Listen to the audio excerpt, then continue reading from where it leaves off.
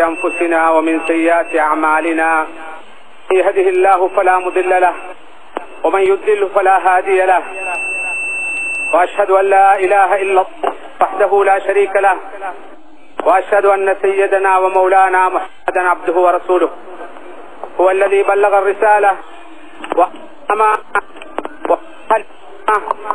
وجاهد في الله حق جهاده وتركنا على المحجة البيضاء ليلها لا يزيغ عنها إلا هالك.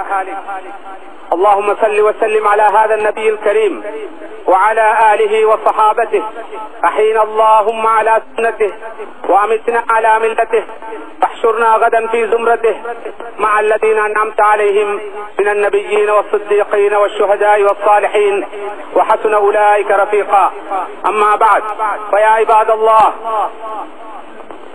أوصيكم وإياي أولا بتقوى الله. عباد الله قال تعالى وهو أصدق القائلين: أعوذ بالله من الشيطان الرجيم. بسم الله الرحمن الرحيم.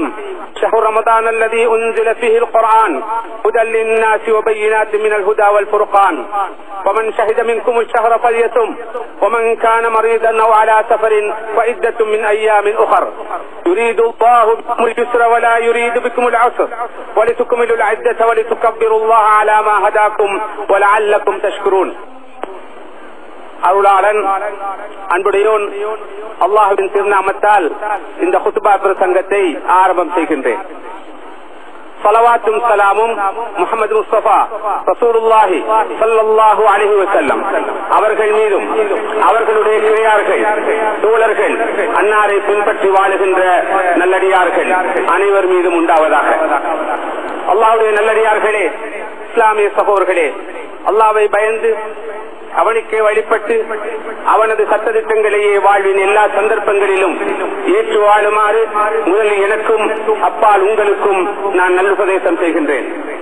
அல்லாஹ்வுடைய நல்லடியார்களே, இஸ்லாமிய சகோதரர்களே, புனித ரமலான் மாதத்துடைய அருள்மிக்க இறுதி பத்திலே நாம் இருந்து கொண்டிருக்கிறோம்.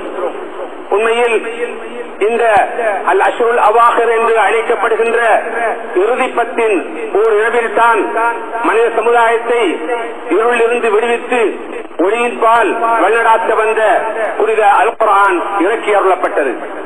உண்மையில் நானும் நீங்களும் மிக புனிதமாக கருதி கொண்டாடிக் கொண்டிருக்கின்ற இந்த ரமலான் மாதத்துடைய சிறப்பு அல்லாஹ்வுடைய கலாமான அல் குர்ஆன் இறக்கி அருளப்பட்டதில் தான் தங்கி இருக்கிறது என்ற உண்மையை அல்லாஹ்வுடைய அடியார்கள் என்ற வகையில் நானும் நீங்களும் நன்கு விளங்கி புரிந்து வைத்திருக்கிறோம். இந்த மாதத்தை வர்ணிக்க வந்த அல்லாஹ் ஷஹ்ரு ரமதான் அல்லதி உன்ஸில ஃபீஹில் குர்ஆன் ஹுதல் லின்னாஸ் وبينات من الهدى والفرقان அல் குர்ஆன் இறக்கி அருளப்பட்ட ரமலான் மாதம் என்று வர்ணிக்கிறான். இன்னா அன்ஸல்னாஹு ஃபீ லைலத்தில் கத்ர், இந்த மாதத்தில் தான் நானும் நீங்களும் இருந்து கொண்டிருக்கின்ற இந்த இறுதி பத்தில் தான் லைலத்துல் கத்ர் என்ற அந்த புனிதமான இரவு அமைந்திருக்கிறது. அந்த இரவில் தான் அல்லாஹ்வுடைய கலாமான அல் குர்ஆன் இறக்கி அருளப்பட்டது என்பதை நாங்கள் அறிந்திருக்கிறோம். எனவே அந்த வகையில் ரமலான் மாதம் என்பது குர்ஆனுடைய மாதம். ரமலான் மாதம் என்பது அல்லாஹ்வுடைய வஹி வழிகாட்டல் மனித சமுதாயத்துக்கு இறக்கி அருளப்பட்ட மாதம். அந்த மகத்தான அல்லாஹ்வுடைய வழிகாட்டல் எமக்கு கிடைக்கப்பெற்றது.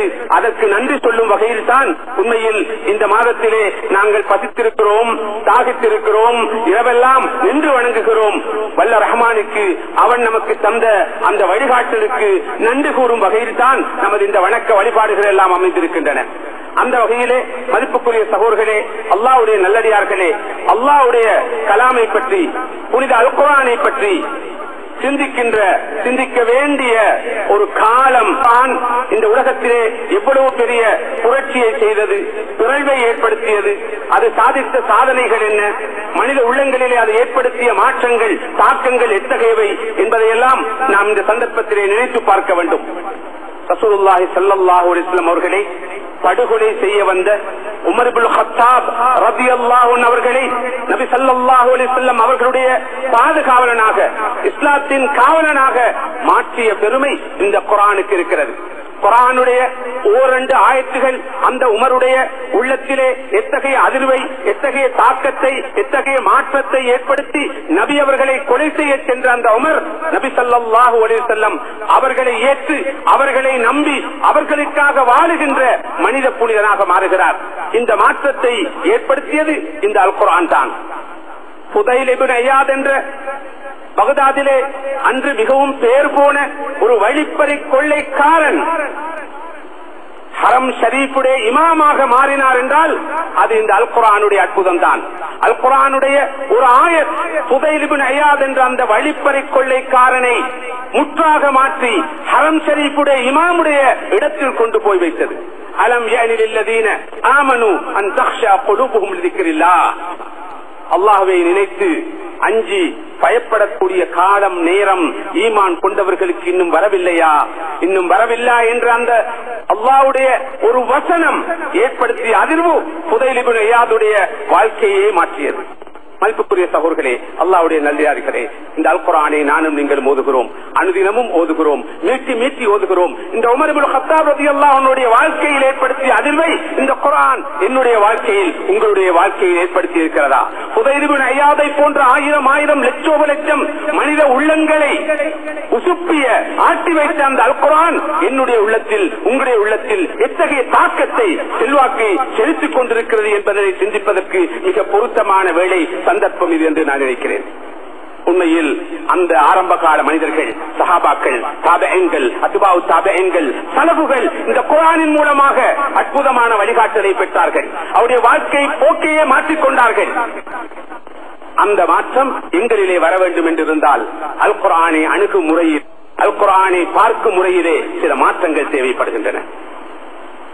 மதிப்புக்குரிய சகோதரர்களே, அல்லாஹ்வுடைய நல்லடியார்களே, அல் குர்ஆனை அணுகுகின்ற ஒருவர் இது அல்லாஹ்வுடைய கலாம் என்பதனை அடிக்கடி நினைவுபடுத்திக் கொள்ள வேண்டும்.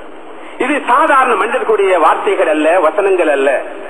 இது ரப்புல் ஆலமீன் உலகத்தை படைத்து பரிபாலித்து ரட்சித்து காப்பாற்றுகின்ற அல்லாஹ்வுடைய வார்த்தைகள், வசனங்கள் என்ற உணர்வு எப்போதும் உயிரோட்டமாக பசுமையாக இருக்கும் நிலையிலே இந்த அல் குர்ஆனை நாம் பார்க்க வேண்டும், ஓத வேண்டும், அணுக வேண்டும்.